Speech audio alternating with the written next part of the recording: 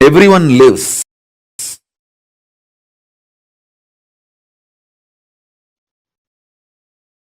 People who achieved the Salogya Samipya Sarubhya Sayujya Mukti with Paramashivam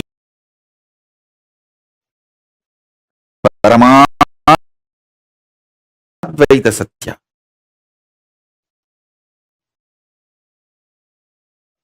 Now,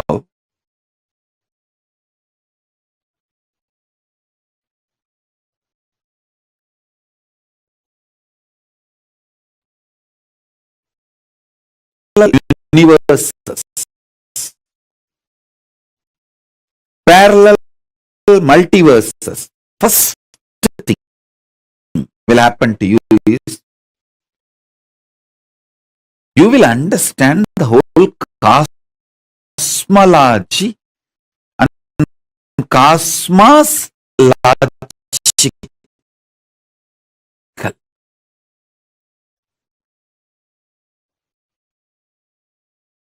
Listen.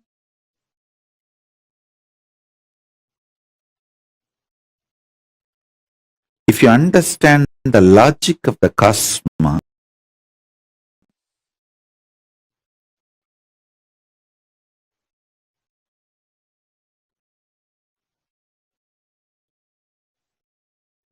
you will have so much power.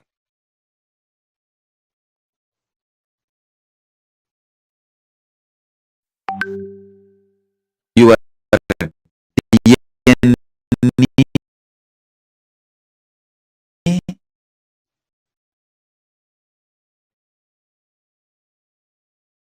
will be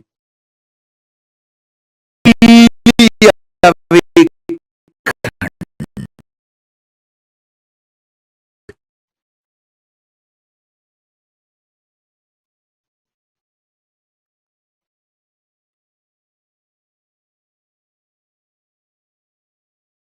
State, space,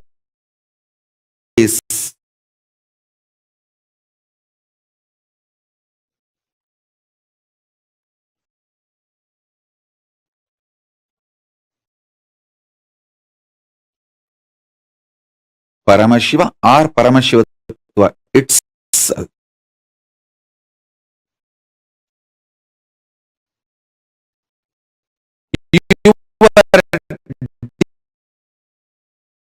Your DNA, your biochemistry,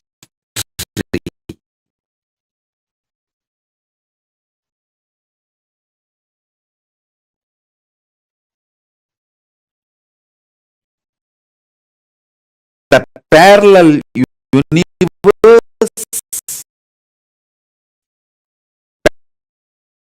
your biochemistry is capable of giving you the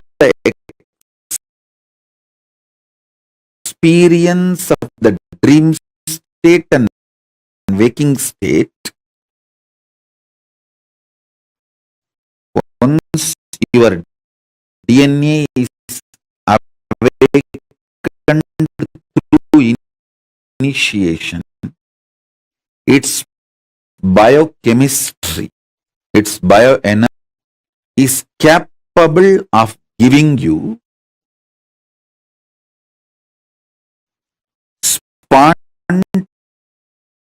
spontaneous, simultaneous experience,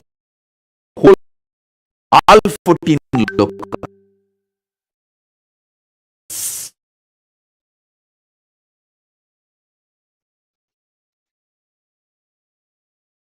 He is 14 loka.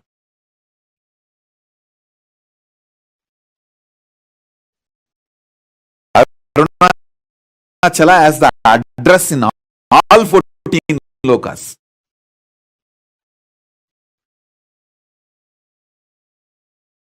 If you write letter Arunachala word,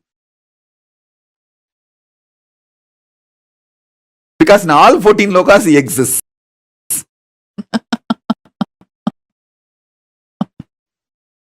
And more.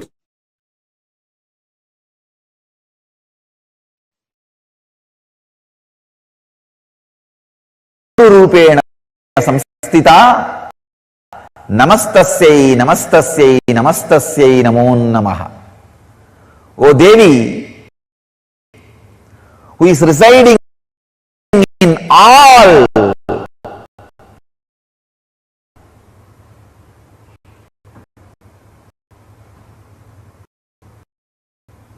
beings,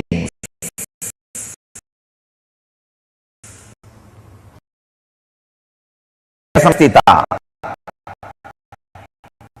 in the form of ultimate creativity, mother,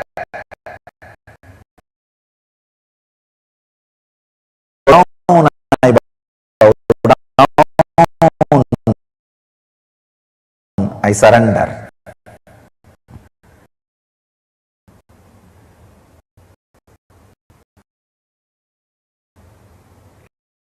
Continue to moksha. One sloka is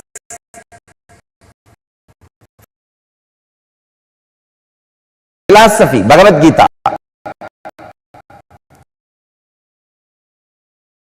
Nothing else need to be done. See, Bhagavad Gita is linguists understand, try to. Chandi is phonetic importance, just reciting.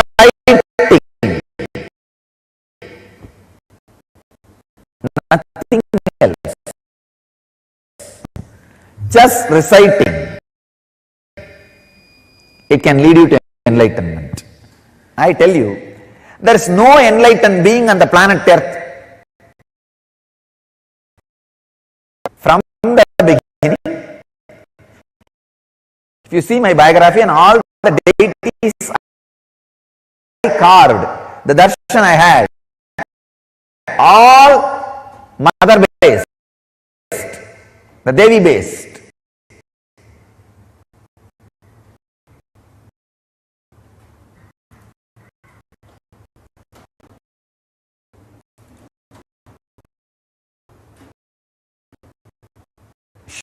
Shiva is Brahman, but Devi has the key to reach the Brahman. Brahman is the owner, he doesn't have the key. It is hanging the hip of the mother. Either you need to and remove the key. Nobody else can touch. So either surrender to mother, or it is a fact, it's a truth. Still, the key is with sacred feminine energy.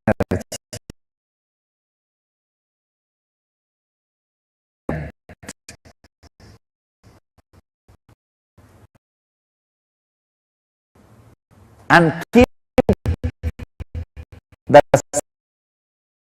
sangha, the they are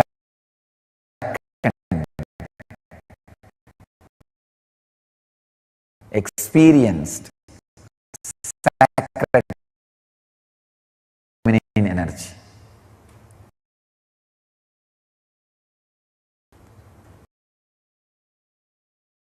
Meditate on sacred feminine energy, mother energy. Beautiful meditation technique.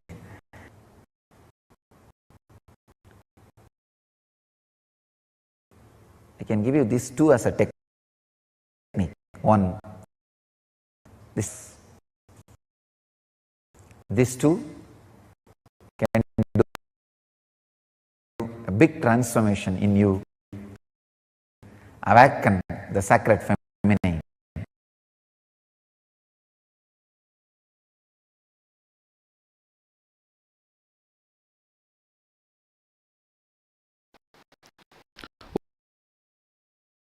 Me that I am life and death. She read out Ribu Gita to me that day and explained some of the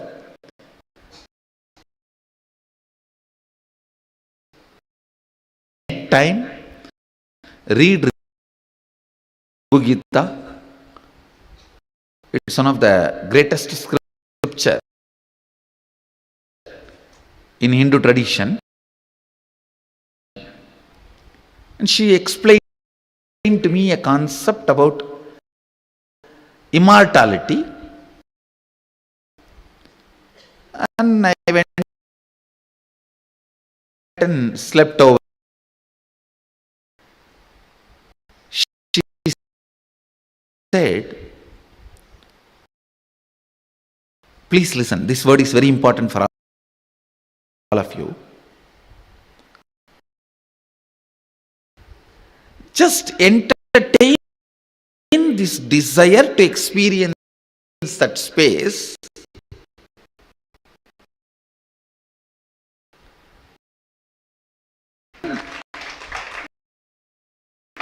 She told me beautifully,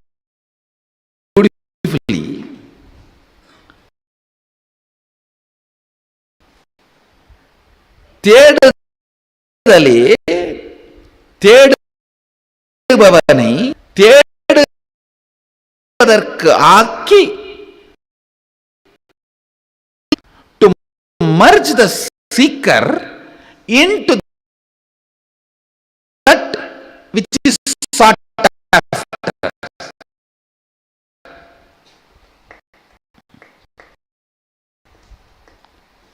She said beautifully, what you are seeking, the space which you are seeking.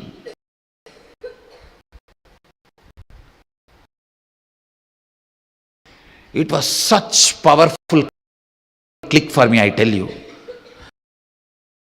This is the key I used to experience everything described in Agama.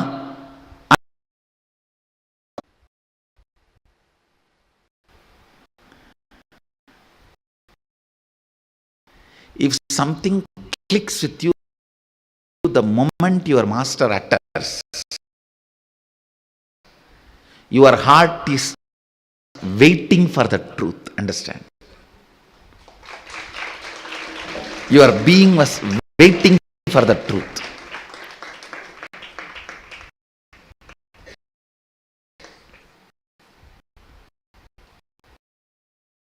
When Vibhudananda சென்றடைய வைக்கும் சக்தி தேடுதலுக்கு கேடிலாது உண்டு. Means that seeking is power, or you don't need to worry or entertain any other fear. Will I achieve what I am seeking? It was such a powerful click for me. It straight entered into my system. After that, in any of the spiritual practice,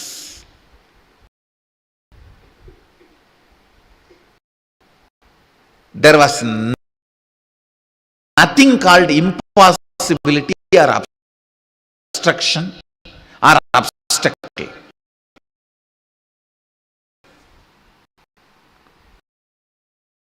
Can it be? I will not even have a thought. Even if the thought comes, I'll tell, hey,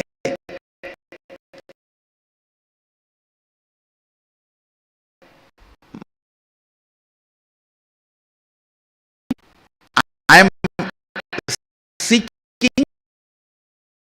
to experience Devi Bhuvaneshwari.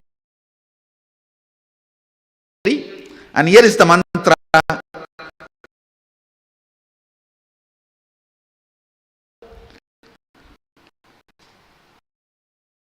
Because of this confidence and energy and intensity, simply I was mastering different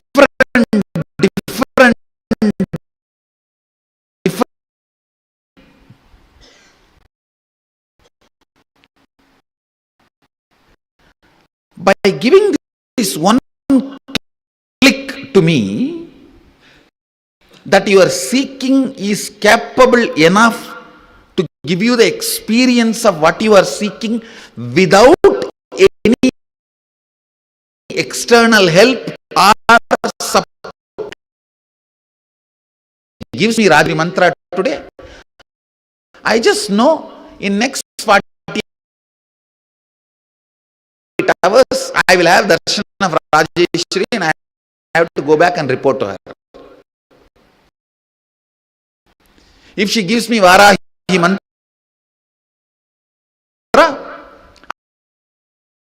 I just know I'll have to go and sit and practice it, and I'll have darshan of that, and I have to go back and report to her. That idea may work out for me, it may not. That very excitement makes the whole path very short. Path is long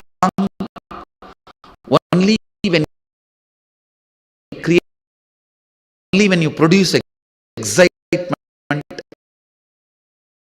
Path is always short. Understand?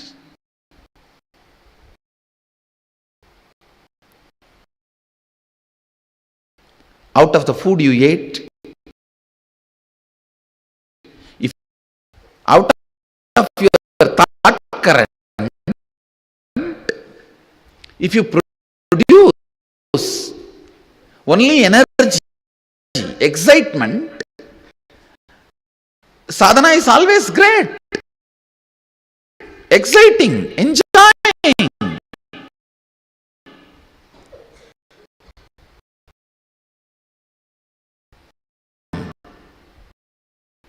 Who knows what is happening?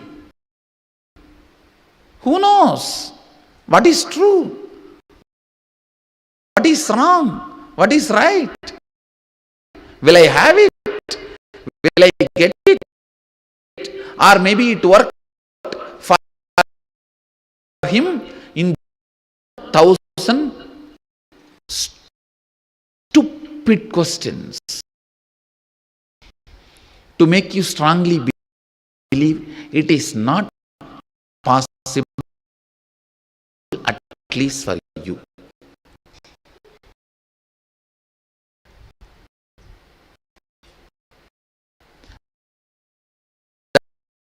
Forty times she broke up with you, and 41 times she has come back to you. If she is too emotional, 80 times.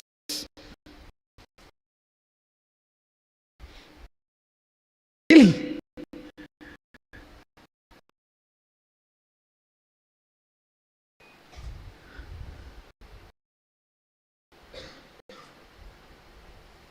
Exactly the way You deal with spiritual practice also.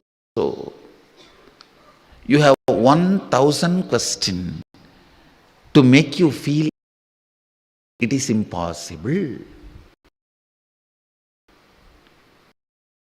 In 3-4 days, this is not for me. Over. I tell you,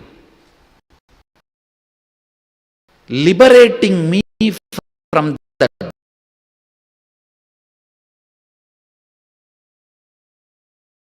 click. Listen.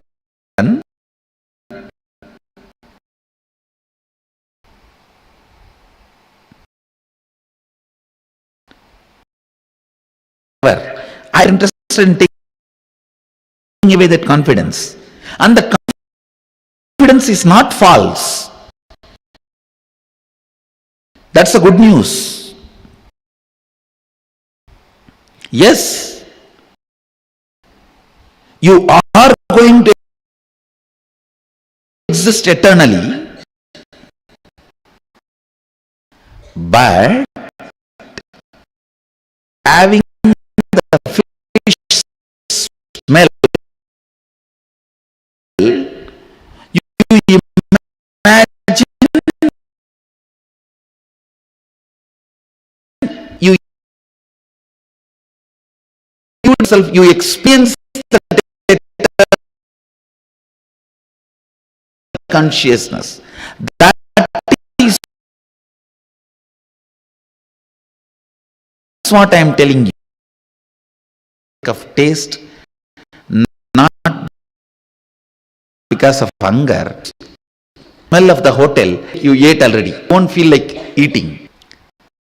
If you are not really feeling hungry, but you decide to eat just for the sake of taste, or you saw the photographs of that food in the hoarding, in the poster,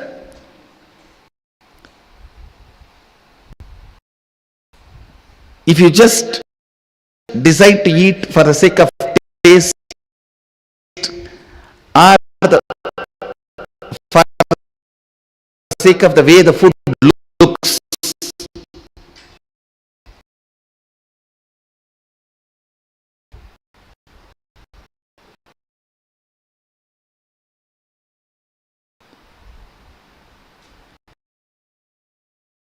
if you are superficially looking into you, at that point I am trying to explain, listen, there is part of you which is alive. You are consciousness, you are bioenergy.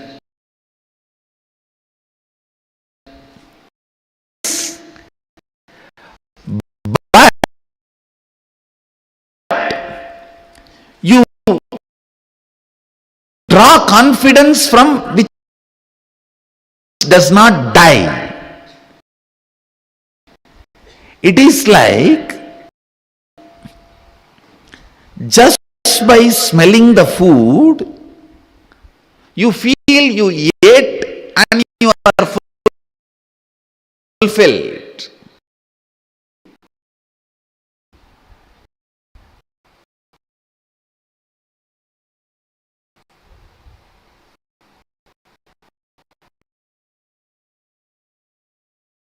Just the confidence of bioenergy, that confidence of your bioenergy, you are never going to die, will be there till your nail gets broken or you face a small fracture. A hairline crack is enough to take away your confidence. It's only the smell of your bioenergy, not experience of your bioenergy.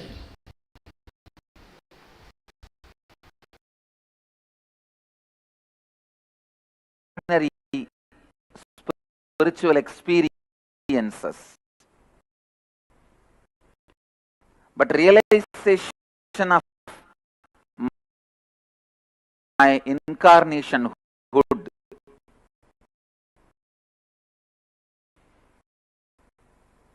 around 9 months, I was completely away from this body and mind, even though at least doing the activities to keep itself alive, like breathing, eating rarely once in a while,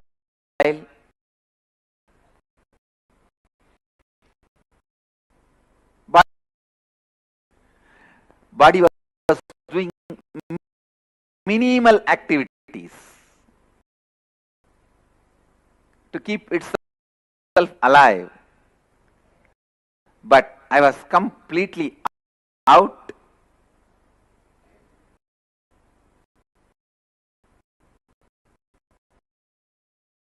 So after 9 months, till evening,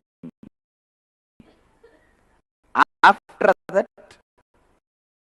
I can recollect is only the 2000 Diwali, almost 9 months after.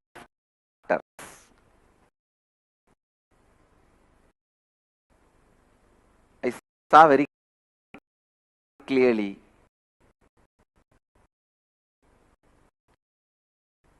as a motherly,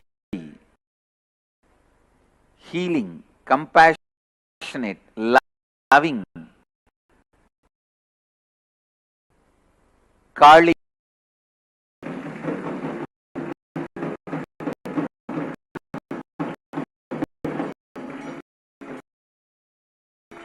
the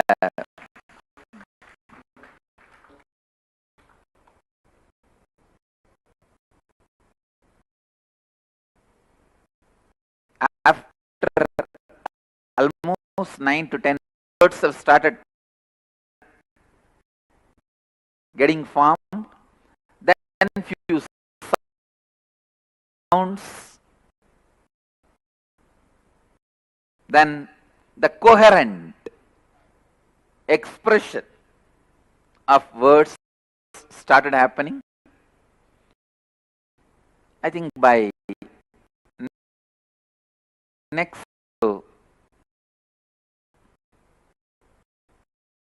Diwali is the auspicious day to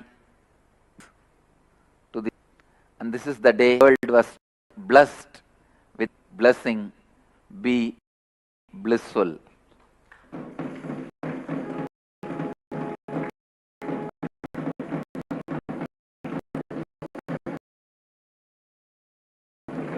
Even now, I always see if that word comes out as a blessing, that's it. Whatever the person is asking, such a strong space is created as a blessing for that.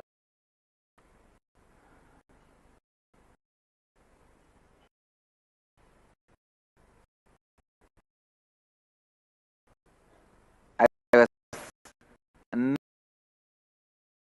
nearing Ardhanareeshwara.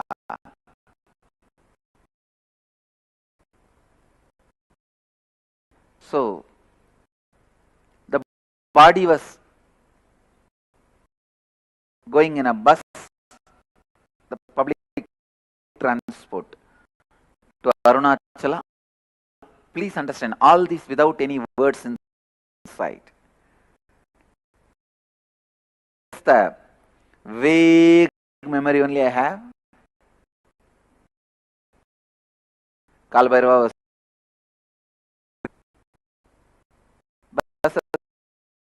entered the Arunachala energy field. I saw after 5 to 6 minutes,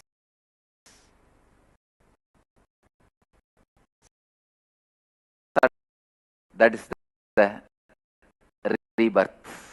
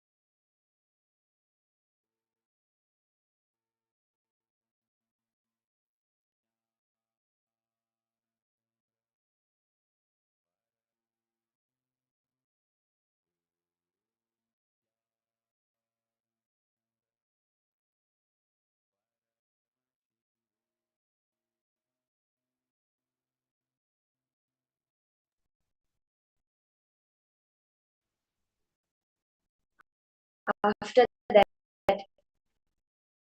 powerful session from every one of us, which is eternal. When we recognize that, when we start more and more associating with that, that is the key thing. We all have all the 5 elements, all the 5 dimensions within us. We have the length, breadth, depth, time, and space dimension. It is about how much you associate with Paramashiva. When we associate more and more with the length, breadth, and depth, we are affected by all things length, breadth, and depth. But when we are able to associate ourselves as space, when we are recognizing that space component, entering into the power manifestation session. Today's power manifestation is going to be a very powerful working with the alchemy products.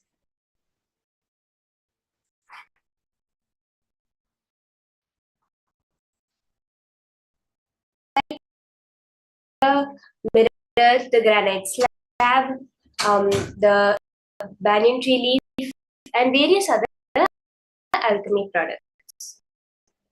Swamiji reveals that these mirrors, etc., are spiritual alchemy products and they do not need any maintenance. They're exactly like a deity. How if you have a deity on your neurological system and percolates your whole body, your whole system to become your reality completely. It literally works. We move on to the granite slab where we can ultimately see even the Akashic records. And it's such a powerful power, really, because like in the Gurukul, we used to get the granite, see all the answers in the Krishna Shila and the granite slab, and we would write it down exactly like that. So originally we had gotten huge slabs that were quite thin, and the whole Swamiji had said, and they started getting that thick granite slabs. Granite, as you know, is one of the hardest stones available, and that granite itself. Let us see the Shastra Pramana for the power of alchemy products. This is from the Vijnana Bhairava Tantra, Sutra 34, Dharana 11.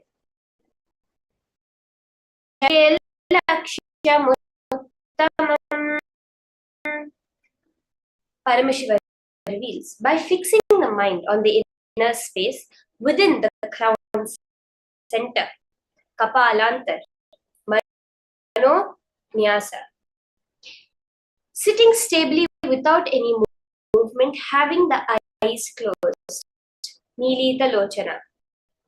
The third eye, one directly sees the ultimate goal, Lakshyam, the ultimate goal, the Uttama Lakshyam.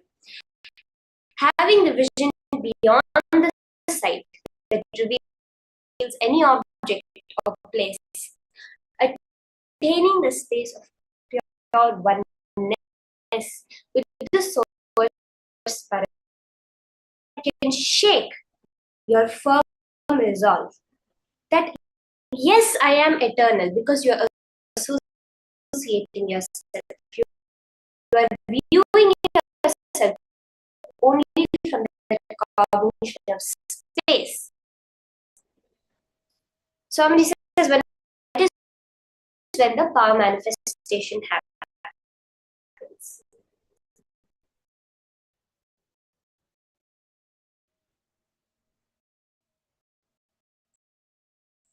As an after pramana for this power, we beautifully see manifested and live the science of power manifestation. So we have many questions coming up many times from the anti-Hindus, anti-Guru Hindus, and even Hindus who do not know that if our ancient Hindus knew everything, why did they not make trains? Why did they not make cell phones? If they had the so-called Sarvajna, why did they not make? It was the time of where power manifestation was a lifestyle. In Meenakshi's time, there were no TVs the way we understand it today. There was just a granite slab on the wall. Power manifestation would appear in the granite slab of every person in Madurai, which they had in their house. And this is how, when one time he was sitting with his guru, Ram Surat Kumar, and an ardent devotee had come for asking for enlightenment. And in the process of that,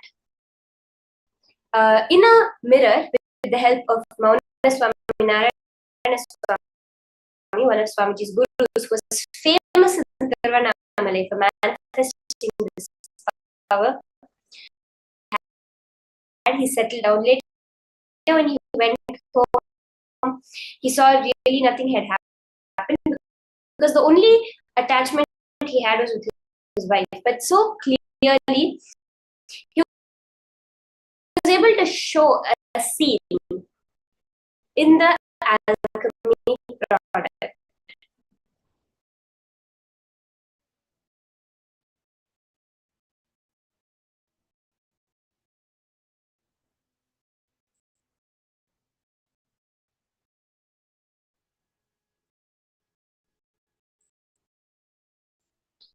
So to start the preparation, we are going to be having a mirror. You can start with getting a mirror or a Krishnashila.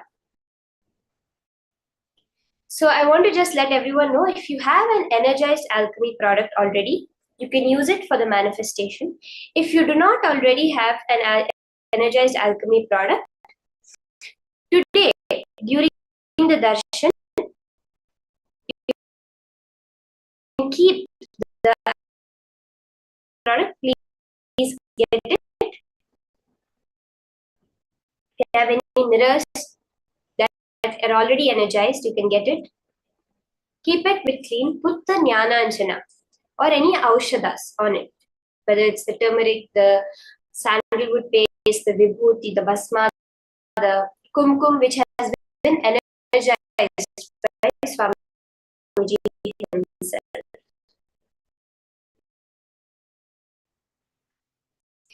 Before we start the power of seeing through the alchemy products, the most important thing to start with is to have the darshan of Swamiji product. So let's say we're on the Aushadha now, each and every will start with darshan of Swamiji. You're going to start by intensely connecting to Swamiji and requesting Swamiji, manifesting Swamiji's Vishwarupa Darshan. Any form may appear for you, but it will be very clearly Swamiji's form.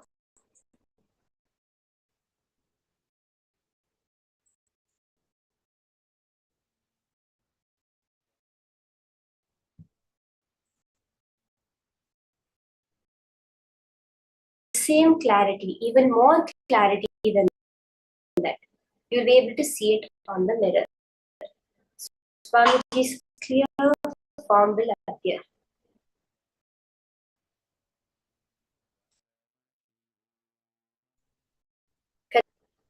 Just bow down, inhale, appears.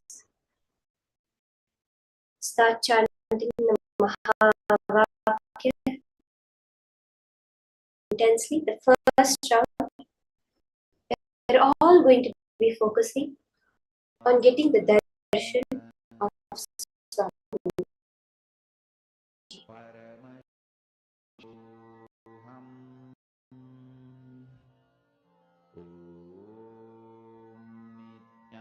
Nithyananda Paramashivoha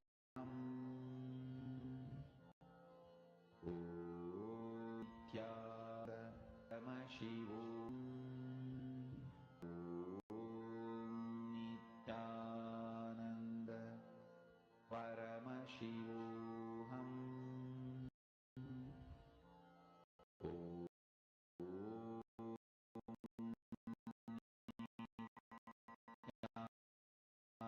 Nithyananda Paramashivam Om Nithyananda Paramashivam Om Nithyananda Paramashivoham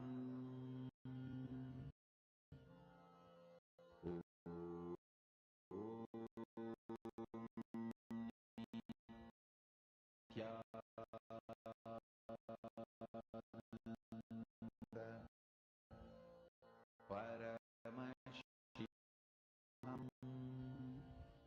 Om Nithyananda Paramashivoham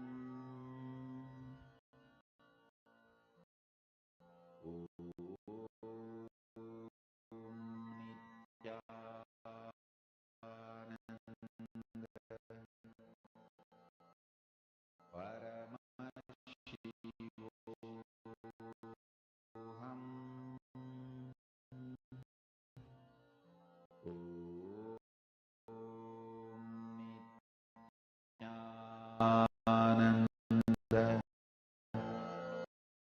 Paramashivoham Om Nithyananda Paramashivoham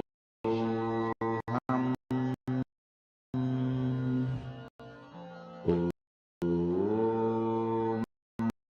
Nithyananda Paramashivoham Om Nithyananda Paramashivam Om Nithyananda Shivam Om Nithyananda Paramashivam Om Nithyananda Paramashivam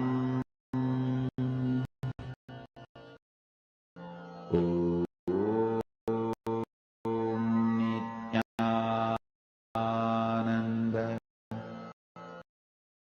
Paramashivam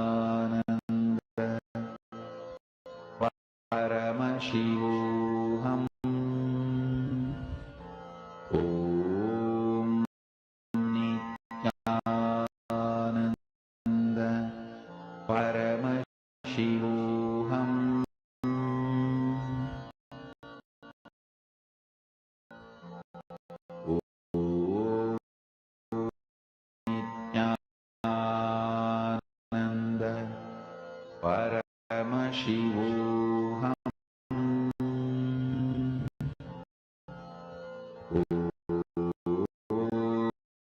Om Nithyananda Paramashivoham.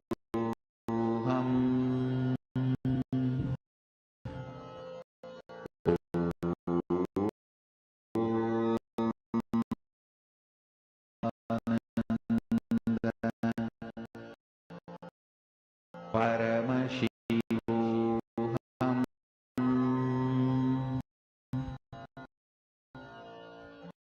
Om Nithyananda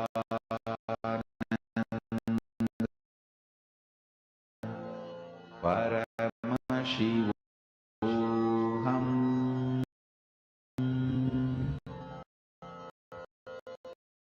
Om Nithyananda Paramashivoham. Om Nithyananda Paramashivoham.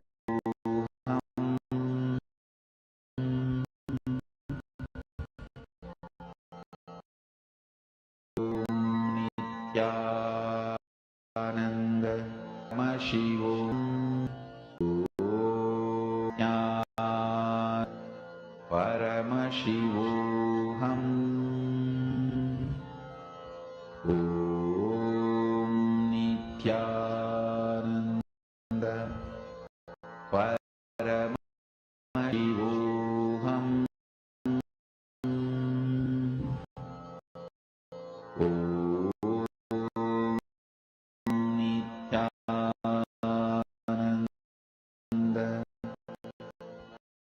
Paramashivoham.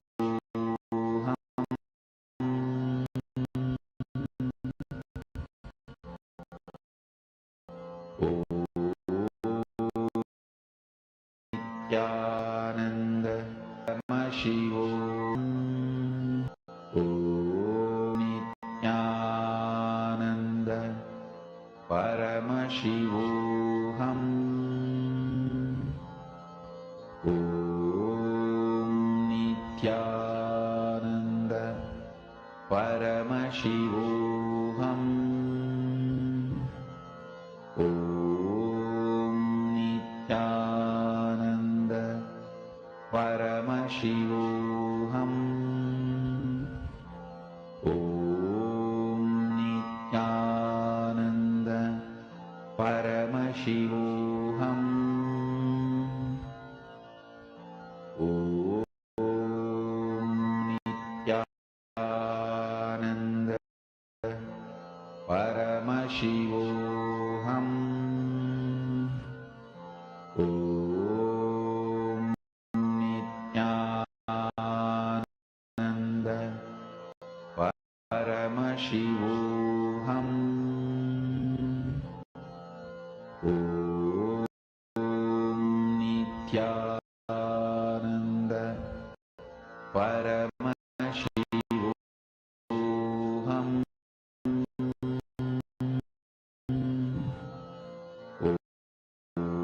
Om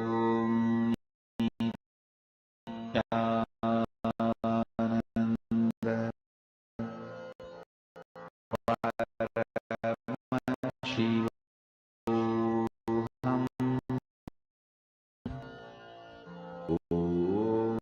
Om Nithyananda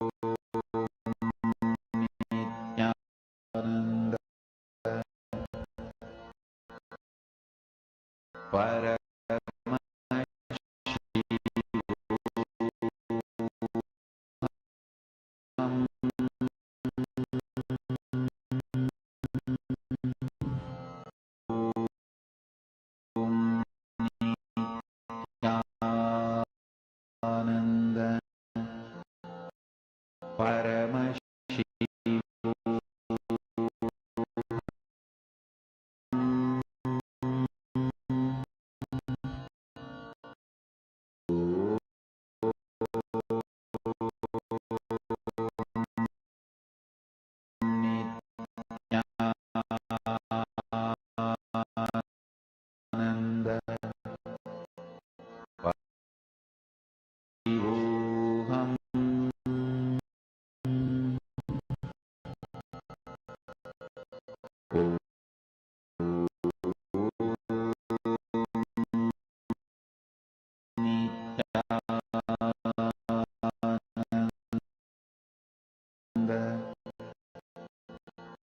Paramashivoham.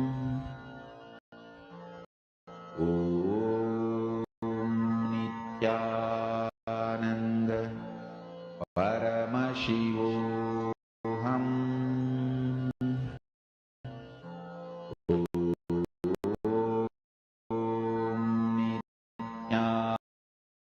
Nityananda Paramashivoham.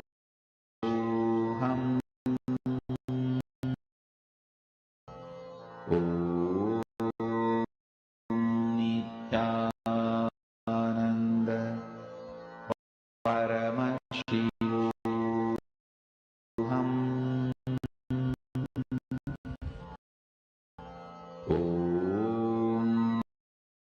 Nityananda Paramashivoham.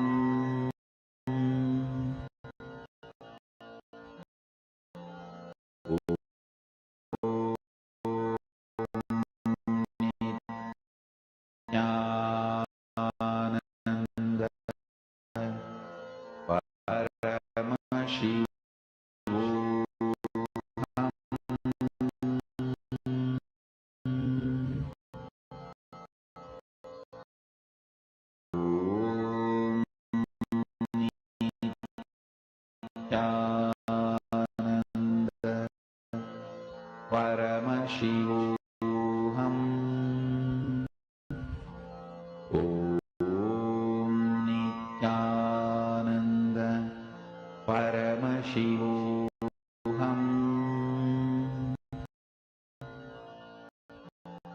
Om Nityananda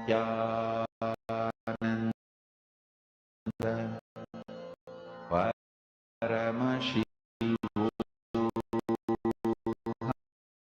Om Nityananda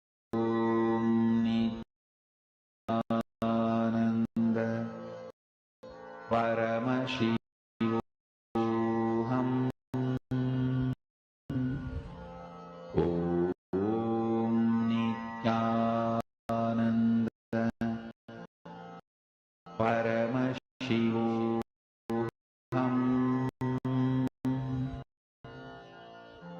Om Nityananda Paramashivoham.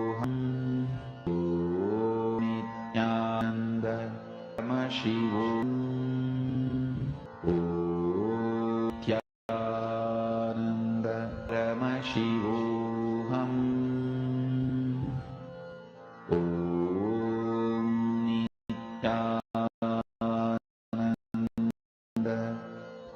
Paramashivoham.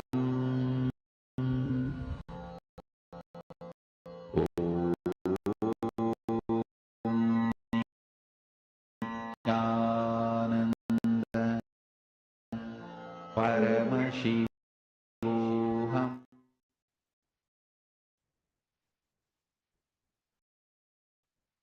Can you open your eyes and you can share. Today we are going to be doing many more intense power manifestations, able to manifest the power of remote vision, reading, etc., just through the alchemy product. Now we are going to be entering into the next. Let us now hear the higher powerful cognitions on Sayujya Samadhi.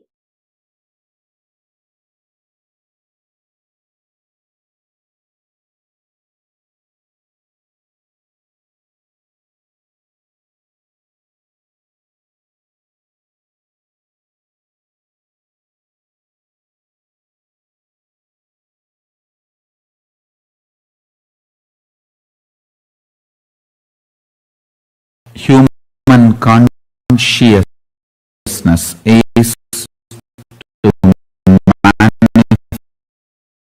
manifest my being. Body, mind, conscious, everything wired for my being. Anything you think as your priority other than manifesting my being is delusion.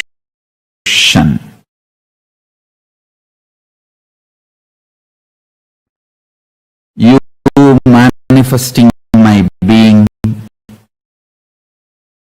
making the world manifest my being is the only priority. Understand the universe.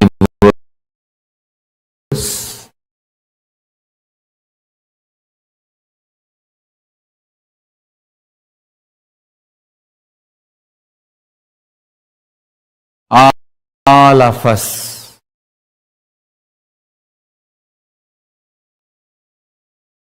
the togetherness, which is the depthness, not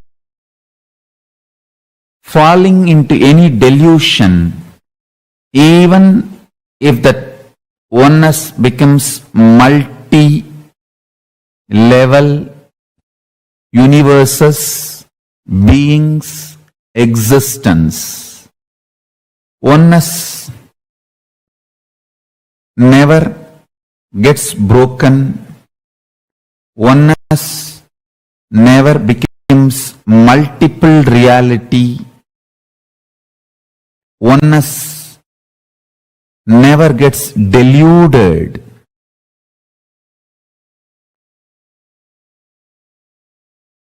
Undiluted, undiluted, absolute oneness remains as oneness, even though the multiple universes are appearing. Multiple human beings, multiple levels and layers of different beings, multiple time zones, everything is not oneness. Myself as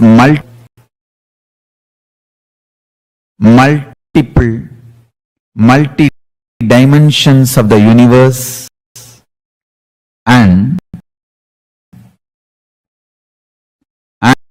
listen.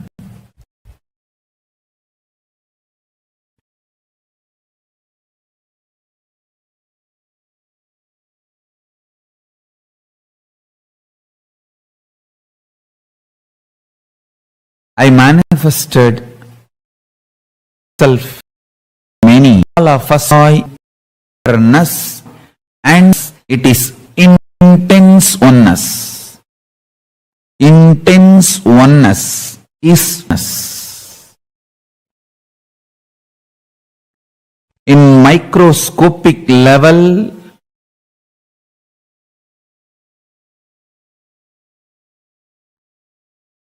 Reality of oneness in the macroscopic level, reality of multiplicity continues to remain rooted in oneness. When you go to the microcosmic level, it's pure oneness. When you go to the macrocosmic level, it is infinity. The infinity and oneness is same. Oneness is celebrating itself as infinity in multiple ways. When I manifest Paramashiva's being in you, neurologically, you will feel absolute unclutching. Emotionally, absolute completion. In your reality, you will be manifesting all powers of Paramashiva. In your being, will manifest with my own identity.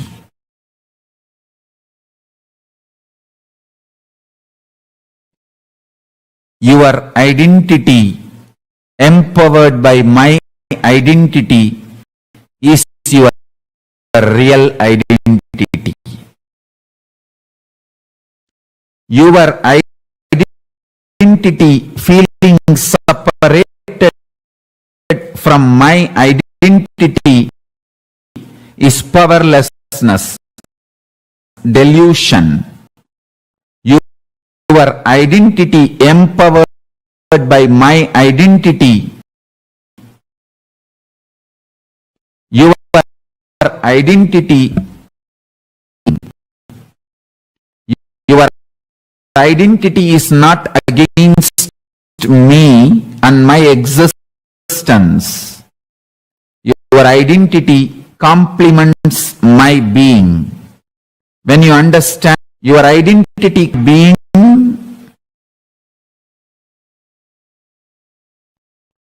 you experience absolute surrender, powerfulness, oneness, enlightenment.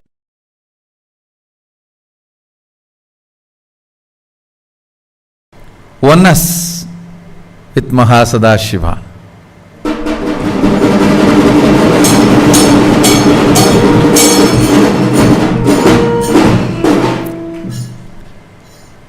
I'll share with you all some of the most important sacred secrets. The way Sadashiva exists, the way you exist. If you understand this sacred secret, you will simply know your existence and Sadashiva's existence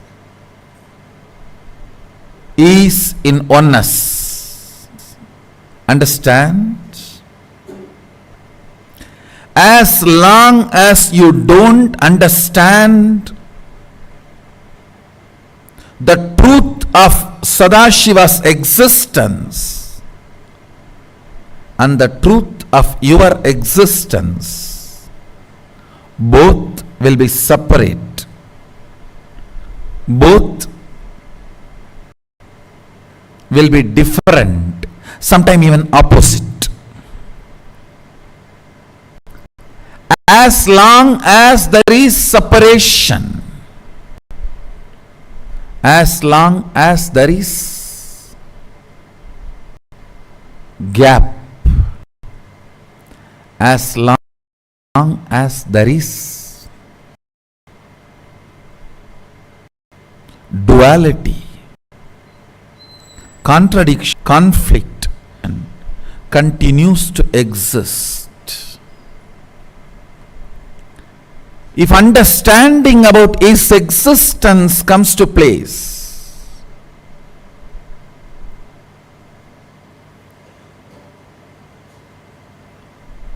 and understanding about your existence comes to place, you will know both are in oneness.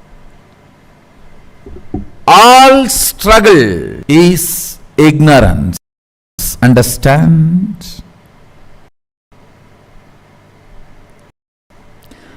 If you have cracked the code,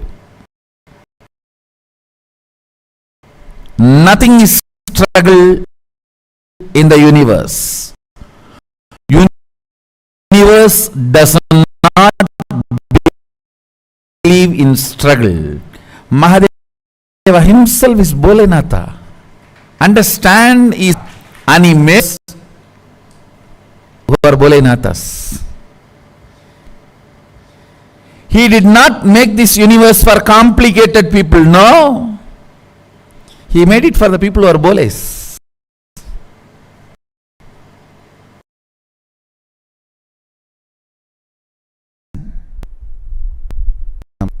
Understand this example. A light. Take it for example, sun. Sun reflecting on the mirror. If the mirror is pure,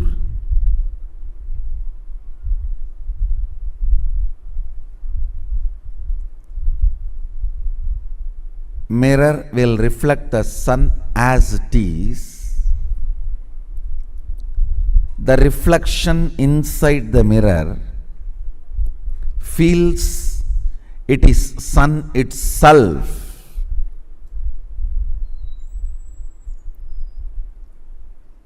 I will not say it is a crime. It is okay because there is no other damage done to the reflection because of the mirror. It is literally the pure reflection. But if the mirror is broken, the reflection cannot feel it is pure reflection of the sun. It is a distorted reflection of the sun. Listen. Sun is there and the mirror is there. Sun is Sadashiva, the pure superconsciousness. The mirror is the system you are carrying. Physical, physiological, psychological, all put together. The system you are carrying is the mirror. Sun is the pure consciousness, Sadashiva. If your system is not broken, the reflection feeling, it is Sadashiva himself, is not wrong. Because there is no other component involved. You exist as sun exists. You don't exist when the sun does not exist. If the sun moves, you move. If the sun stays, you stay. So in the pure mirror, feeling it is Sadashiva himself is neither wrong nor completely reality. Surely it is not reality. Only when the reflection goes back to the source, it is one and the same. But reflection in the unbroken feeling it is sun is not wrong. The reflection in the broken mirror cannot feel because components are involved. The other components are involved. Understand? The moment the mirror is broken, reflection is distorted. Sun may be round, but the reflection will be, you don't know. It is dependent on the distortion in the mirror. Understand? most of our body, physical, physiological, psychological, has become distorted. That is why the integrity seems to be so difficult and cheating seems to be so easy.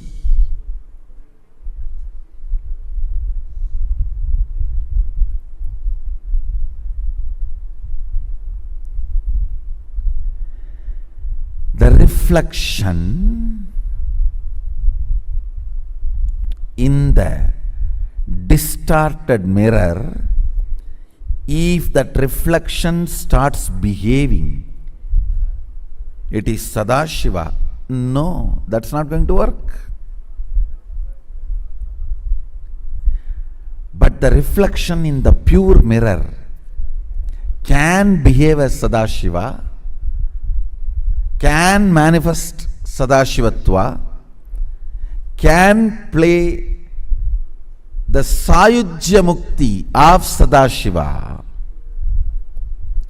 oneness with Sadashiva, because there is no other component involved other than the sun in that. But the moment distortions happen in the mirror, now it's no more possible. It's no more possible. Listen.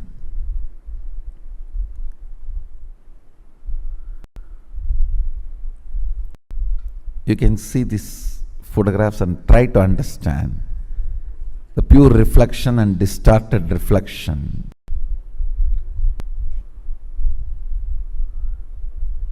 Understand our body,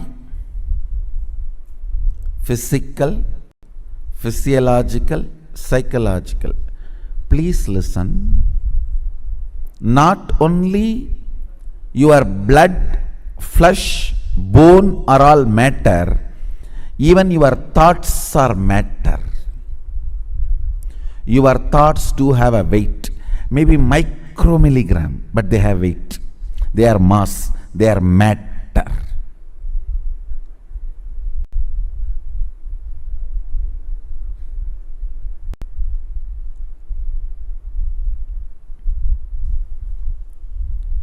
Your body, physical, physiological, psychological.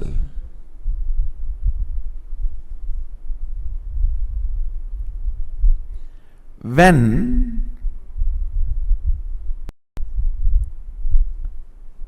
the mirror you carry, see your physical, physiological, psychological, all the three put together only, I call as the mirror you are carrying. The mirror you carry, when it is broken, distorted, disturbed, the reflection will not be pure. You need to heal that. Aushadha is the herbal combination of herbs, prana, cosmic force energies, ultimately the Shaktipada of Sadashiva. Combination of all this is Aushadha. When it is used as prescribed by the Agamas, Shastra Pramana and Apta Pramana and Atma Pramana, they heal the mirror you are carrying. They heal the mirror you are carrying. The more the mirror is healed, the more the reflection becomes pure. More the reflection becomes pure, more Sadashivatva manifests. Understand? It all boils down finally to the integrity to the source.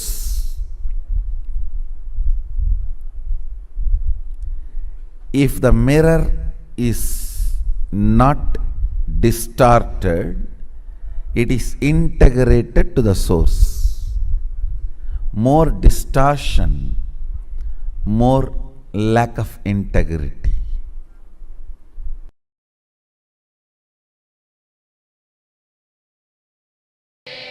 Na tatra chakshurgacchati na vaggacchati no manaha na vidmo na vijanimaha yadaidadadanu sishyat anyadeva tat vididat atho avididat ati idi sushruma purvesham yenastat vyachakshire. Let me read out the translation. There the eye goes not, the speech goes not, nor the mind and the intellect. We do not know, we do not understand how that reality, consciousness can be taught. It is distinct from the known, as it is far beyond man's finite objective nature.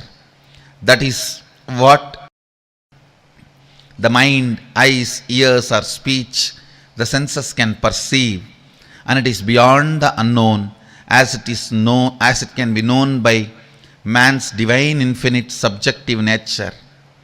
Thus we have heard from the ancient masters who revealed and explained that to us. Listen.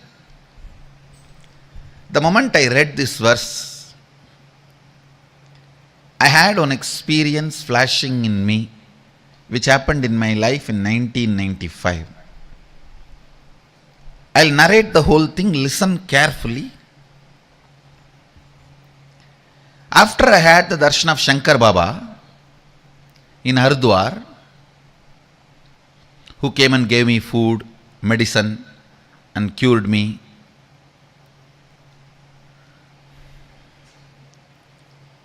I was completely hale and healthy, blissful, running all over the Haridwar, enjoying. Suddenly one day evening I heard the news that one Swami Vairagyananda, Ramakrishna's Dharmapatni, Ardhangini, Sharada Devi's disciple. Sharada Devi should be called as Dharma Samvartini, not Dharmapatni. Dharmapatni is a too small word. Dharma Samvartini. She rolled the Dharma Chakra of Ramakrishna. Her disciple, her own initiated disciple, Swami Vairagyananda, I have heard about him. I have even had his darshan earlier. I heard that he is in hospital, really ill and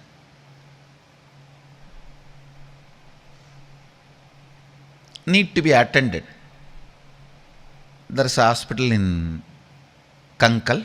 The land was given by Mahanirvani Akkada to Ramakrishna Mission, and Ramakrishna Mission built the hospital and maintaining it.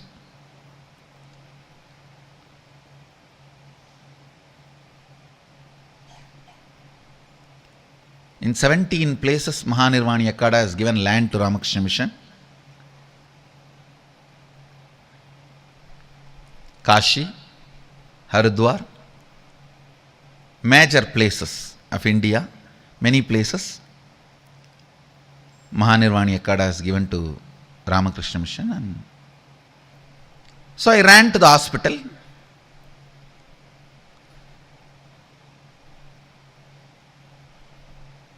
had the opportunity of serving him.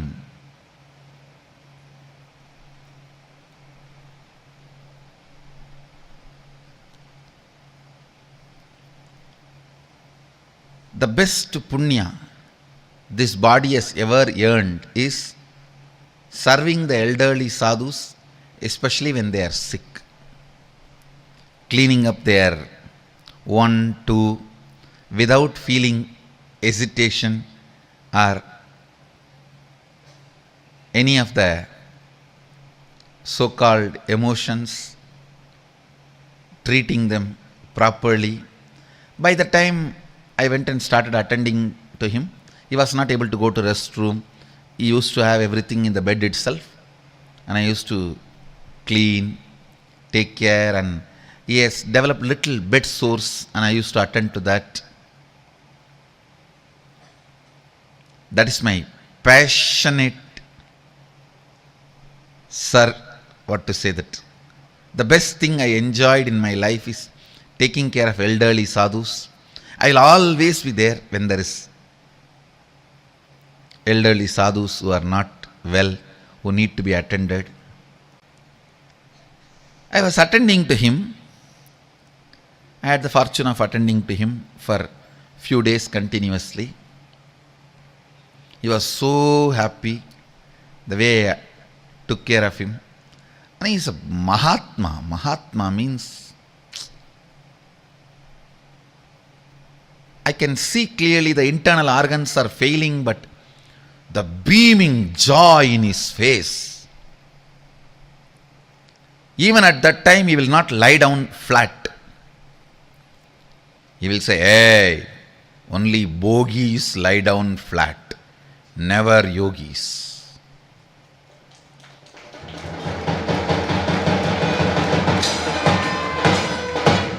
His internal organs are failing. He may be alive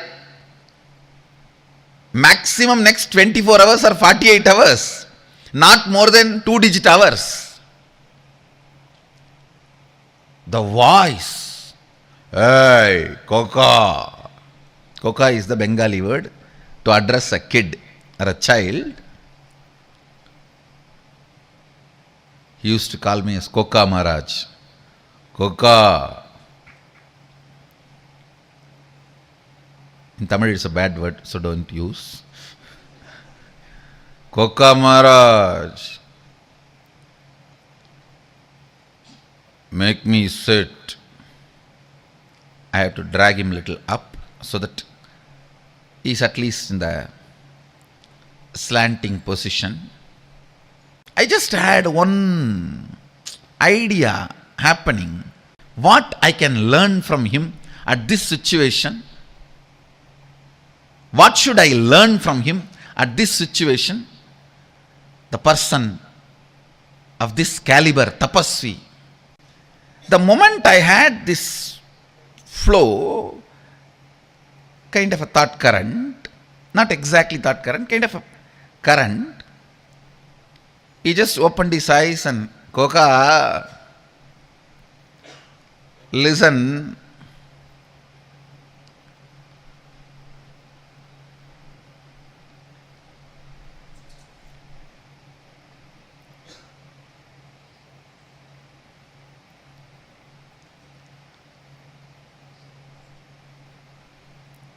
If you enjoyed only 5 senses related pleasures, when that 5 senses cannot function anymore, you will fall in depression.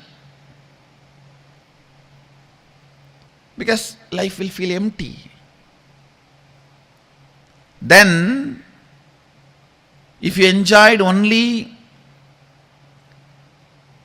kind of a thinking, the intellectual pleasures, like scientists, mathematicians, logicians, when that logic is failing, the powerful logic is giving way, you will fall into depression.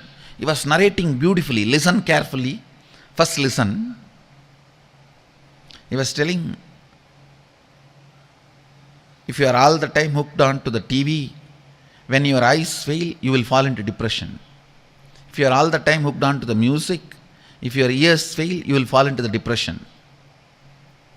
If you are all the time hooked on to the tongue, when your tongues fail, you will fall into depression. If you are all the time hooked on to physical pleasures, when your body fails, you will fall into depression.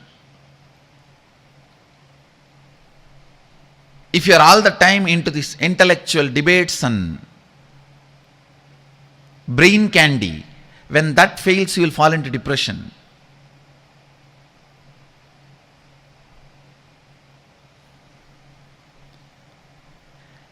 Even if you have developed only the power of repeating the name of the God Japa, when your logic slowly fails, you will not be able to do that, you will fall into depression. If you have visualized and meditated on God, when your visualization is getting dull, you will fall into depression. You will not be able to hold anything. He was describing step by step. He said, throughout my life, I developed to rest in that pure, unclutching space and my integrity to my Guru. So even though one by one my senses have failed, my intellect is failing, my ability to remember is failing, my visualization is failing, my emotions are failing, all that is failing. But because my whole life I developed the strength of resting in my pure completion and unclutched space, or pure questioning, whatever I say, that Advaita Nirvikalpa Samadhi, now I am simply resting into it. Beyond that is my integrity to my Guru, which is holding me from the bottom. So I just know I am relaxing in right space. There is no depression. There is only joy. This is what you can learn from my life as lesson.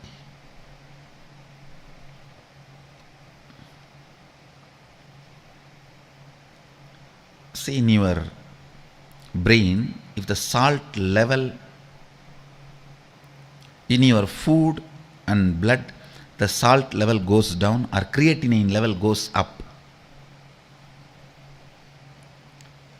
Please understand, if creatinine level goes up or the salt level goes down significantly, both will make you lose, your brain will lose its ability to remember and connect. So even if you develop the habit of japa,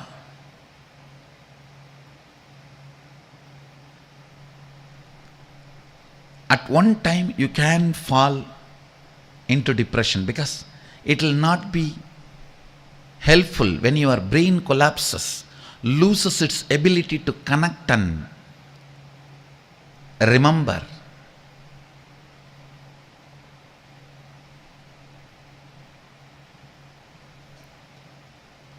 The best thing you should develop in your system is your ability to be in the space of unclutching, Nirvikalpa Samadhi, the space of Sadashivoham, the space of perpetual completion, space of Sahaja Samadhi, space of Nithyanandoham. Whatever different words I may use, I mean only that space, which is technically called by Sadashiva as Sayujya Samadhi or Sadashivoham or Nirvikalpa Samadhi by Patanjali, Nirbija Samadhi by Shankara.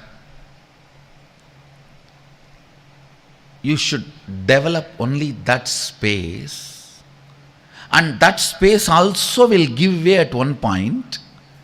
Then the space you will fall is integrity with Guru. Understand? That is the last space you will fall. After that, you can't do anything. That hand has to just take you in and digest you. Understand? Compromise on anything, not on integrity with Guru.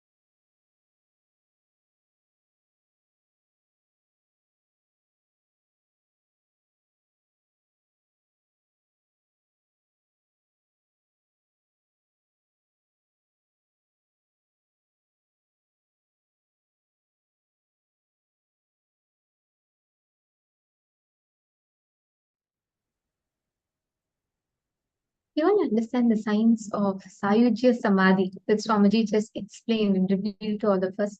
This is one of the most important aspects that Swamiji addressed. Sayujya Samadhi means where we are literally merging into oneness with the divine. And literally where you are attaining, like physically, you are just becoming one with the divine. And Sayujya Samadhi leads us to the highest experience of Samadhi, leads us to having the highest knowledge, the best experience of Samadhi. And please understand, one of the most important aspects of the divine is to experience that completion, that fulfillment, and to merge all the life in planet Earth happens for this reason. For all of us to merge in oneness with the divine. For all of us to connect, gain that experience with the divine. Now, I request all of you to do one thing, right? Can I request each of you to post your understanding of what do you think? What do you understand from what Swamiji revealed? Can I request each of you to please post?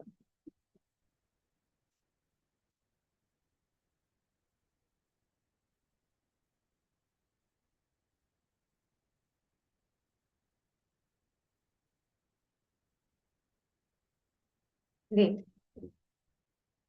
Yes, can I request each of you to post, please?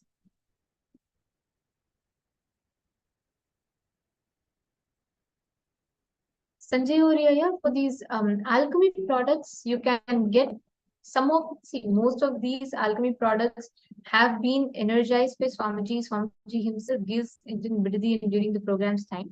Right now, unfortunately, because we don't have that physical ecosystem, you can get mirror today and turmeric or sandalwood powder today. You can get your mirror, some mirror which you use only for power manifestation purposes, energized. And that can be used. So alchemy products, you can create one in your own house. So you can bring it at the point. You can during the darshan today, please do bring it. Sorry, you you can get it energized and you can use.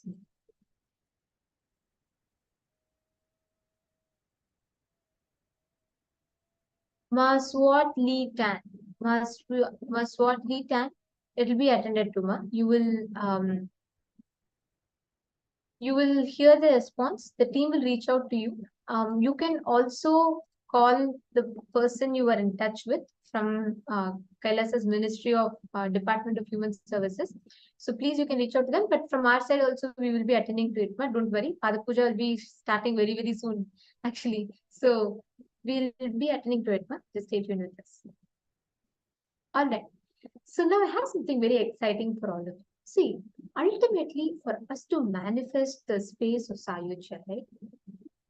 One of the most important aspects is experiencing the Kundalini awakening. And now we're all going to be doing a very powerful Kriya, which is going to be working directly on awakening our Kundalini and helping us connect directly with the divine. So, shall we all start? First, we are going to be listening to the video where Swamiji is himself revealing the technique. Right after that, we will be having an Acharya who will guide us through the Kriya, and I request all of you to sincerely do the Kriya along.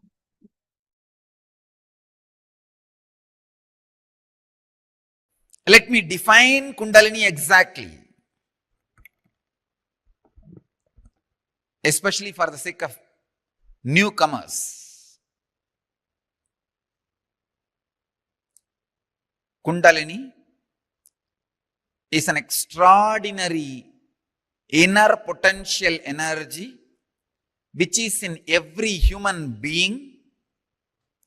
Once awakened, not only can bring tremendous physical health and mental health and emotional fulfillment, can bring extraordinary powers, can manifest extraordinary experiences and powers in your personality, extraordinary joy in your personality. Please understand,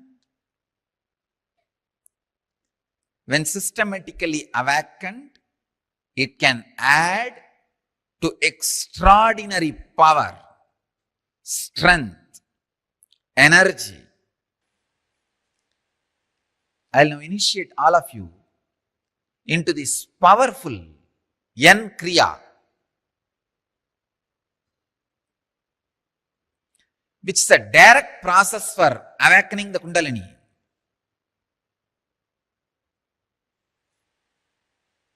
Before this Kriya, at least 10-20 minutes, don't eat or drink anything because your body needs to be a little free. Let me enter into the Kriya initiation. Please understand. I'll give you the instruction now.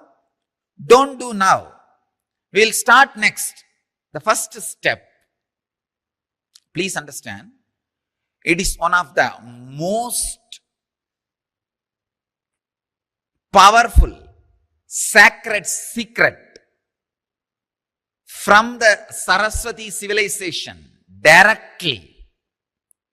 I do not know how many thousands of years before this secret was discovered and evolved to awaken the intense inner potential energy of your body and alter the very basic unit of your body, which you may call as a DNA or molecular or genetical system, whatever you call it, to alter the whole thing for good.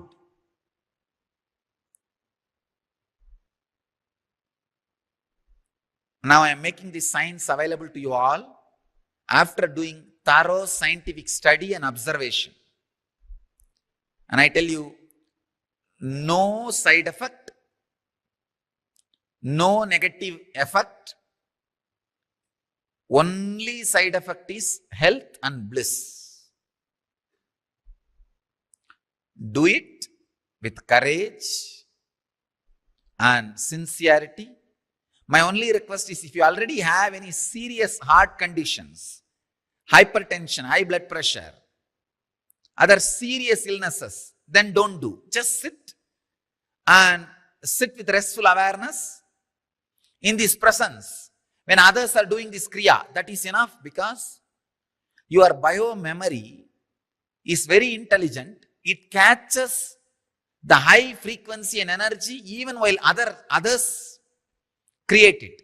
This is what I call passive kriya, like a passive smoking. How a passive smoking also affects a person who is not directly smoking, same way, passive kriya also brings health to you. If you are sitting around the people who are levitating, if 7 people are levitating in the group where you are sitting, I guarantee within 21 days your body will catch levitation.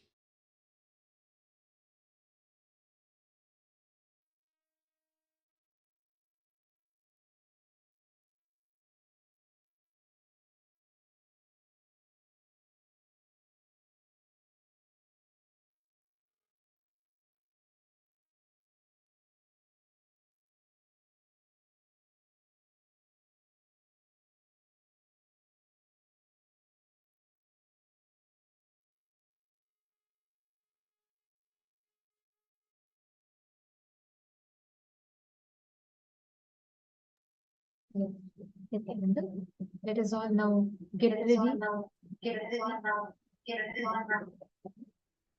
do the kriya. I request all the participants, every one of you, to please settle down. Like Swamiji said, please do not drink or consume anything for some time. I request everyone to settle down.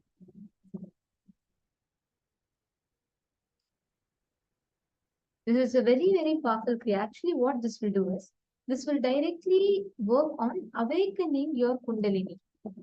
And it will give you the experience of Sayujya Samadhi. In the first step, you're going to be sitting. I request everyone, this consists of 7 steps. And I request each one of you to please sit.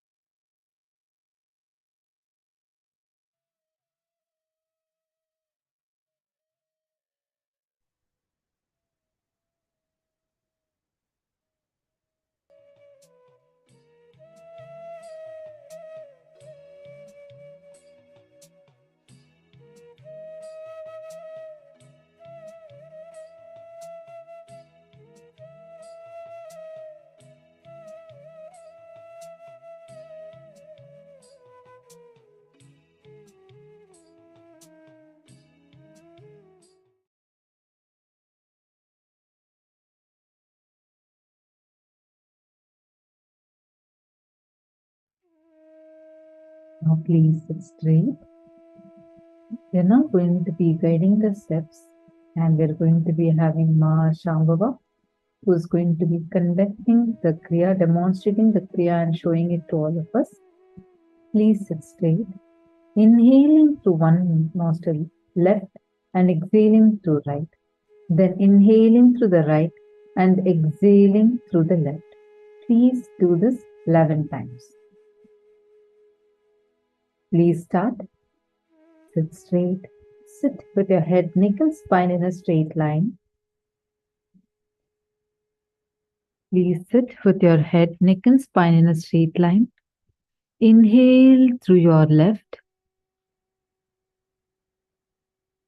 and exhale through your right nostril. Again, inhale through your right nostril and exhale through your left nostril. Please do this 11 times. Please start. Inhale as slow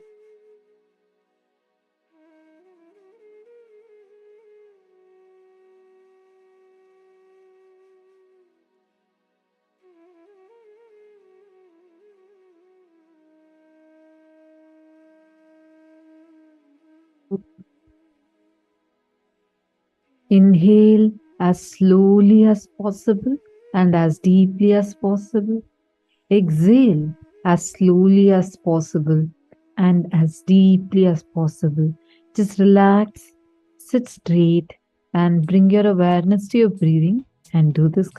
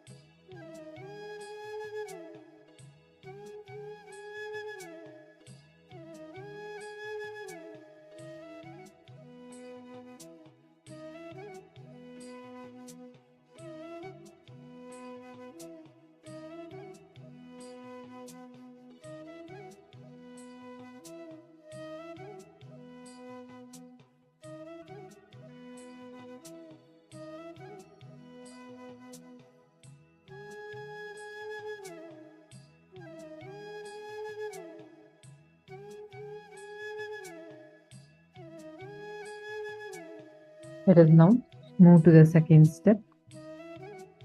We are now going to be doing Bhastrika. Please listen carefully and kindly follow along.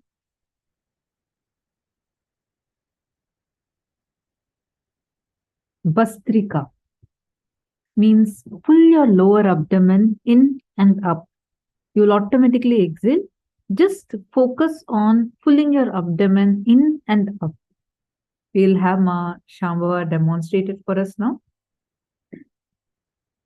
Just exhale forcefully.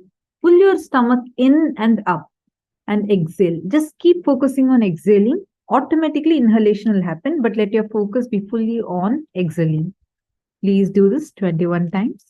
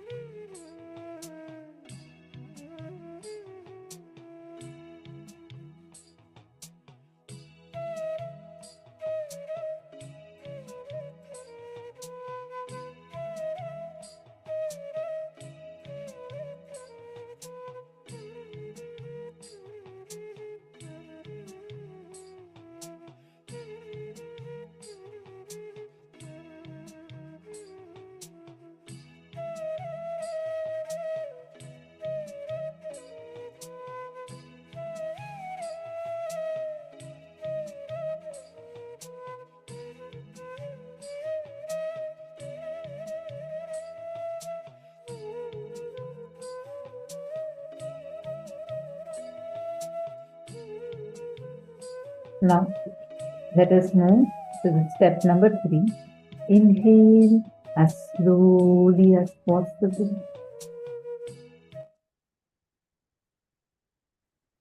And hold the lungs full as long as possible. Exhale as slowly as possible. Hold the lungs empty as long as possible.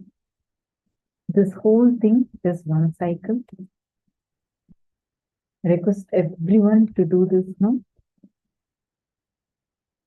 Inhale as slowly as possible, as deeply as possible. Now hold the lungs full of air as long as possible. Once you're not able to hold it anymore, then you can exhale. And once you exhale, hold your lungs empty as long as possible. Even your exhalation should be extremely slow. Do this whole cycle 21.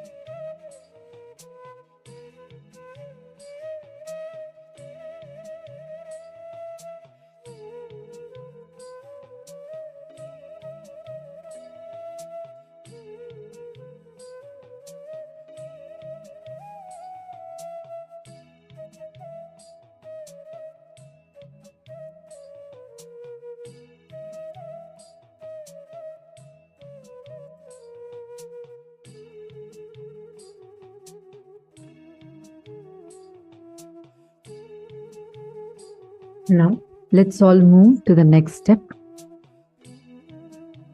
Please lock your hands and the senses. Your thumb should be on your ears. We'll have Ma Nithyananda showing us the step now. Lock your ears with your thumb. Your index and middle finger on the eyes. Ring finger on your nostrils and the little finger on the lips. Please follow along as Ma Shambhava is showing it to us.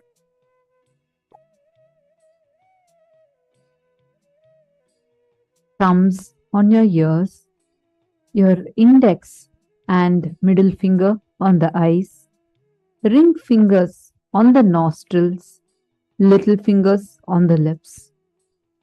Now, suddenly block all the five senses, including breathing. After some time, you will feel the suffocation where you feel like you cannot hold it anymore. You will feel as if you're going to faint. Then relax your nostrils and allow the body to balance. Just freeze everything, including your eyeballs. Freeze all the senses. Your thumb should lock your ears. And the index finger and middle finger should lock your eyes. Ring finger should block your nostrils. And your mouth should be closed with a little finger on it. Just freeze. Block all the five senses, including breathing. When you're not able to hold it anymore, relax.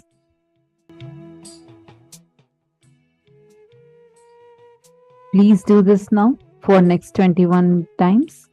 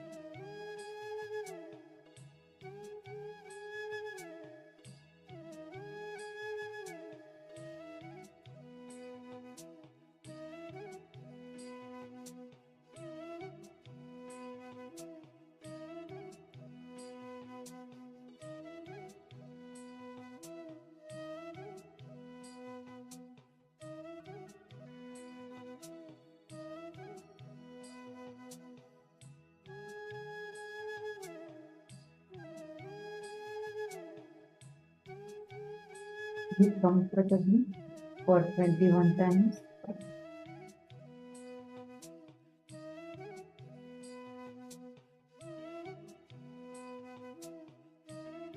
Shut all your senses and hold it for next as long as possible until the time you almost feel like suffocating. Till then, please freeze all your senses.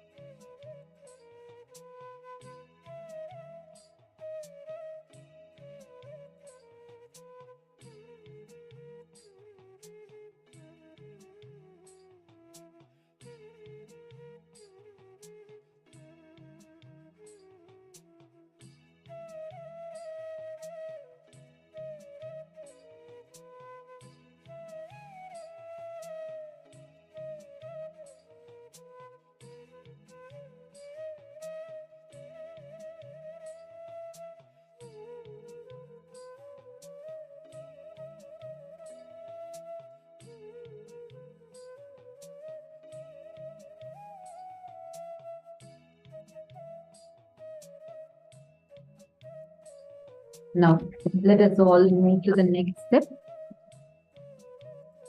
We are now going to be moving to the next step, where you're going to just intensely hum. Continue holding the same mudra, where your hands, the thumb is in your earlobes, and your index and middle finger are on the eyes. Your ring finger is in the nostril. Little finger is on the lips. Hold the same thing and you're going to intensely hum.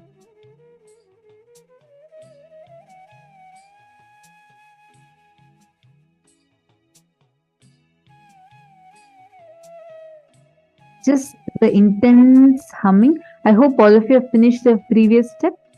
Now just sit and intensely do the humming. Please start. Just sit and intensely do the humming.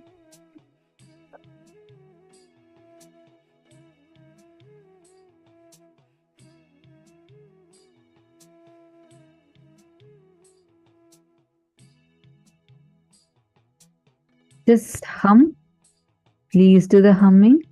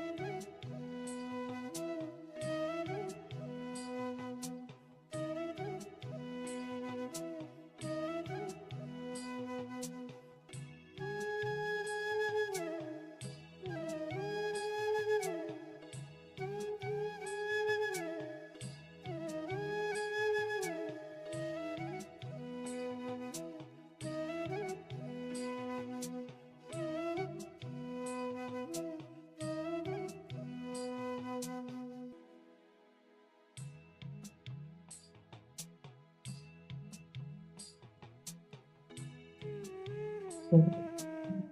Connect with the Guru's energy.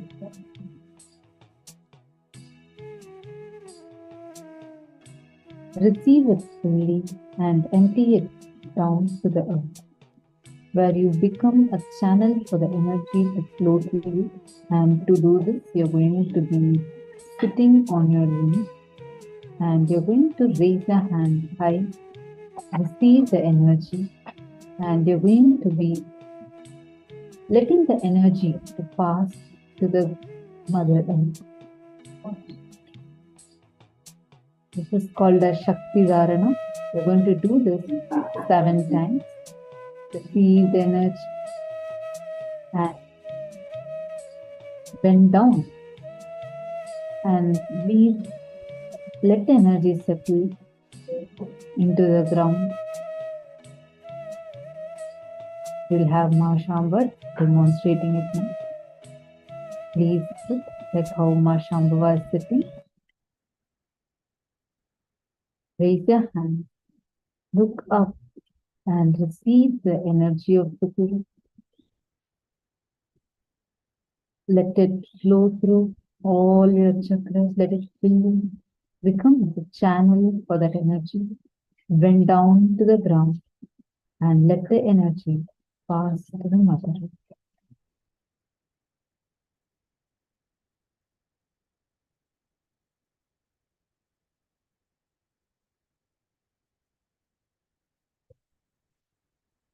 Repeat this cycle 7 times.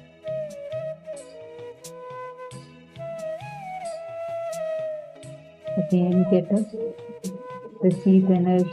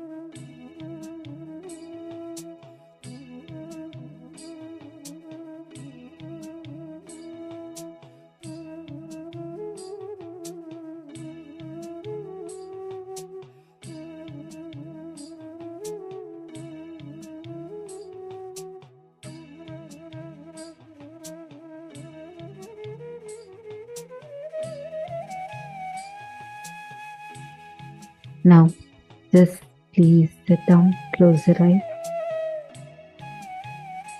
In this step,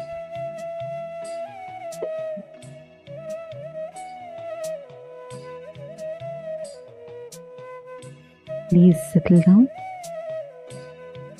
I request everyone to please sit down. Now create a strong pressure on the nostrils and ears, and as much as you can on the eyes. Just hold it as long as you can. Create a strong pressure on your nostrils, ears, as much as possible, and as much as possible on your eyes also, and hold it as long as you can.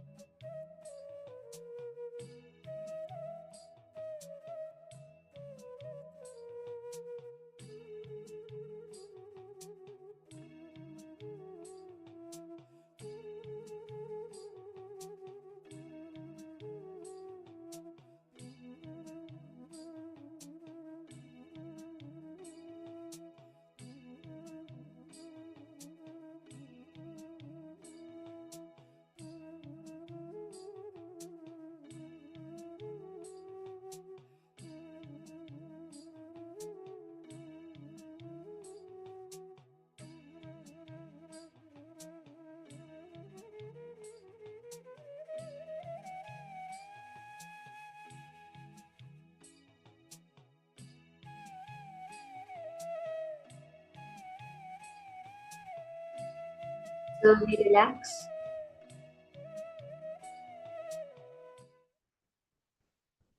Slowly relax. You can open your eyes. You can relax the pressure. Settle down. This is the most powerful N-Kriya that Swamiji has revealed. Swamiji says that one N-Kriya is equivalent to doing 108 Surya Namaskars. We have the process of doing the Surya Namaskara, the 108 times. One N-Kriya, which you have all just now gone through, is equal to that. That much Kundalini energy has flooded our entire system.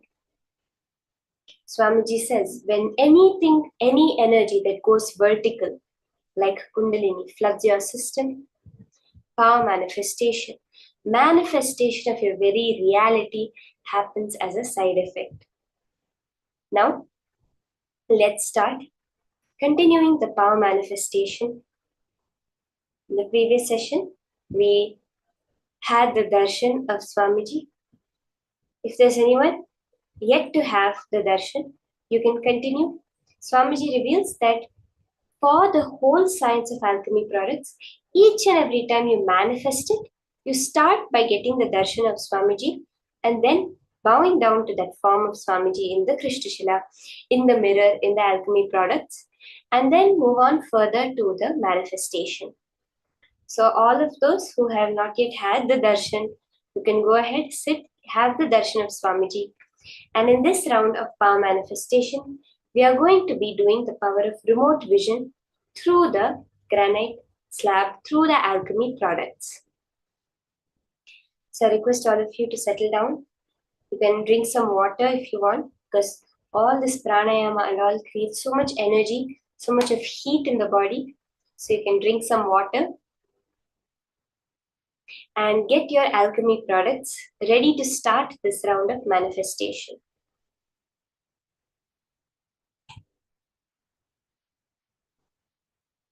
Can get your mirror.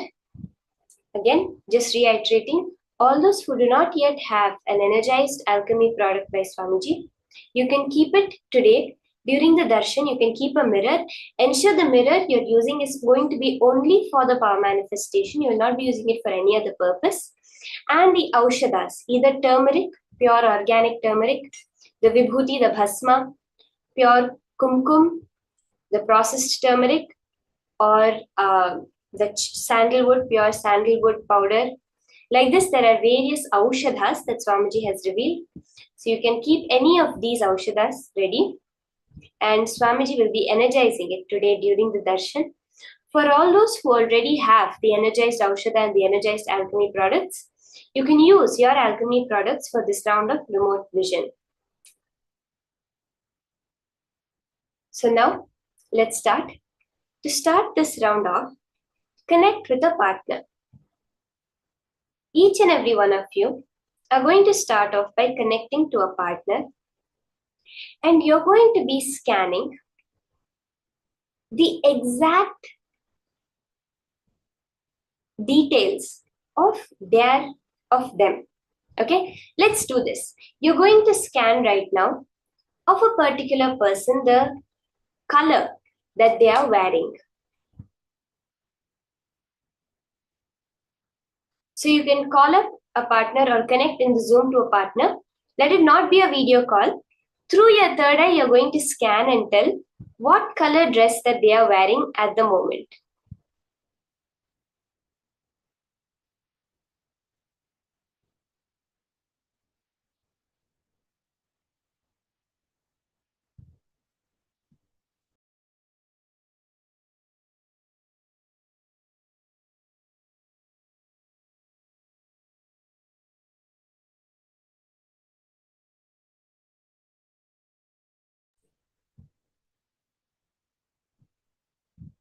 You can connect, and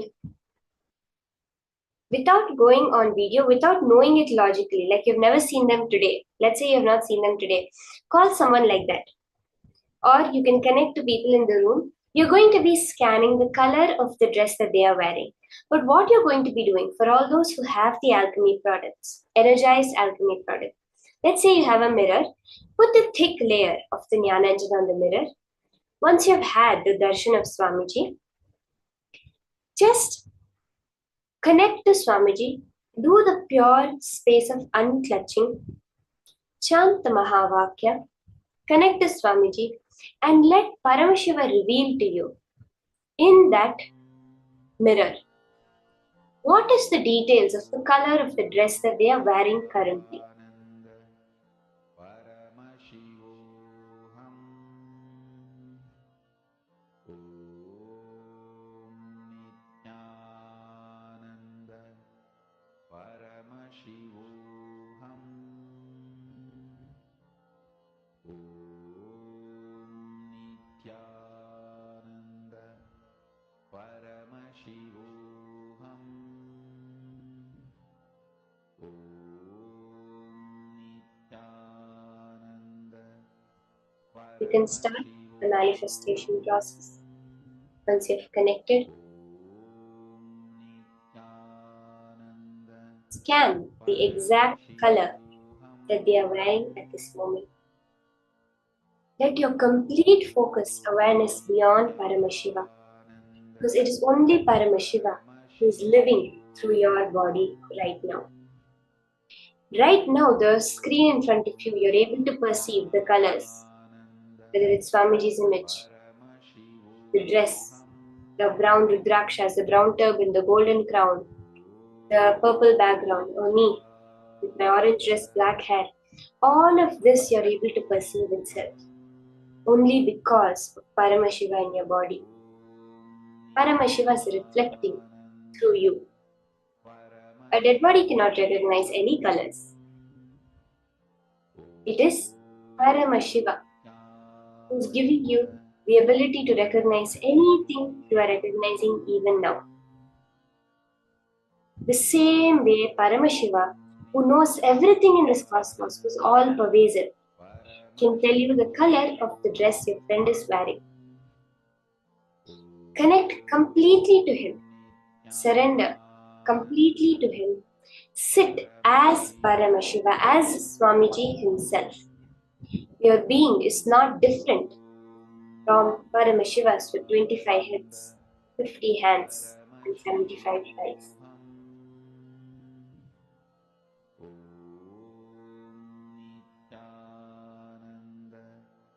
Paramashivoham.